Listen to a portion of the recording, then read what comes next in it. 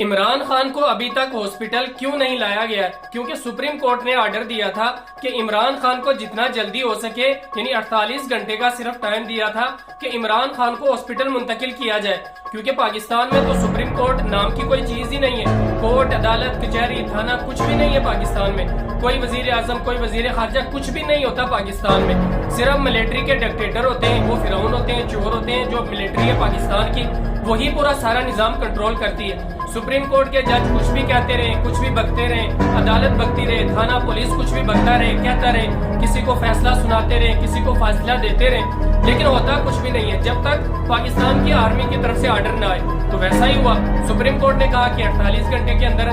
عمران خان کو وہ اسپتال منتقل کیا جائے، کیونکہ بڑی خبریں چل رہی تھی لگاتار 3 سال سے۔ عمران خان جو 70 سال سے اوپر کی عمر ہو گئی ہے، لگاتار ان کو یعنی 3 سال ان کو ٹارچر کیا جا رہا ہے، ان کے اوپر زور و زبردستی کی جا رہی ہے۔ ان کی اس وجہ سے آنکھیں چلی گئی، ان کی بلڈ پریشر اس ہائی لیول کا ہے کہ ہر روز ان کو 7-8 ٹیبلٹ کھانی پڑتی ہیں۔ اتنی ساری تکلیف دینے کے بعد آخرکار سپریم کورٹ کے اوپر جب بات آئی تو انہوں نے کہا انہیں ہاسپٹل منتقل کیا جائے، جس ہاسپٹل کا نام بھی بتایا گیا اشفا میڈیکل انٹرنیشنل جو ہاسپٹل ہے اس میں منتقل کیا جائے، لیکن نہیں ہوا، کیونکہ اس کے بعد جو پاکستان کی آرمی کے یہ ڈکٹیٹر اور یہ ڈاکو لوگ تھے، انہوں نے جا کے سپریم کورٹ میں اس کے اوپر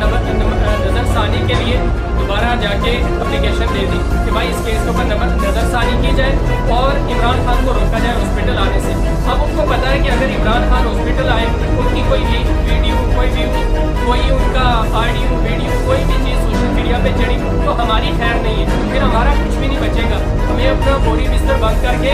جا کے ٹرمپ کے پاؤں میں سونا پڑے گا۔ تو اس لیے انہوں نے نظر ثانی کے لیے سپریم کورٹ میں جا کے دوبارہ ایک اپلیکیشن دے دی۔ اب وہ سپریم کورٹ دوبارہ اس کے اوپر نظر ثانی کر کے یہی کہے گا بھائی آرمی کی طرف سے آرڈر ہے کہ ہم نہیں بھیجنا ہے، حالات صحیح نہیں ہے، وہاں پہ یہ ہو سکتا ہے، وہاں پہ وہ ہو سکتا ہے، یہ ساری چیزیں آپ کو وہاں پہ نظر آئیں گی۔ لیکن جب یہ خبر آئی کہ عمران خان کو ہسپتال منتقل کیا جائے گا علاج کے لیے، ان کی پوری جانچ کی جائے گی، ان کی تحقیق کی جائے گی، ساری چیزیں دیکھی جائیں گی، کیونکہ ابھی کچھ ٹائم سے خبریں چل رہی تھی کہ ان کی موت ہو گئی ہے، ان کو جیل میں مار دیا گیا ہے، تو اس طریقے کی بھی خبریں آئی تھی، ان کو بھی لے کے سپریم کورٹ کو ضروری ان کو ہسپتال لانا تھا۔ لیکن اب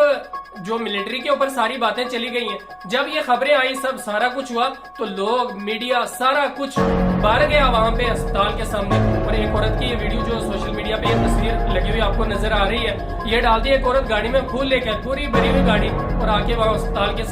چاروں سائڈ پھیلا دی۔ آپ اندازہ کریں کہ لوگ چاہے کسی بھی پارٹی کو کہیں پہ بھی ان کے دشمن ہوں، جب بھی عمران خان کا کہیں نام، کہیں آنے جانے کا ذکر ہوتا ہے، لاکھوں کی تعداد میں لوگ پہلے ہی جمع ہو جاتے ہیں۔ وہاں پہ اتنی بھیڑ اور رش ہے کہ آپ کو اندازہ ہی نہیں ہوگا یہاں پہ کون آنے والا ہے، کیا ہونے والا ہے۔ تو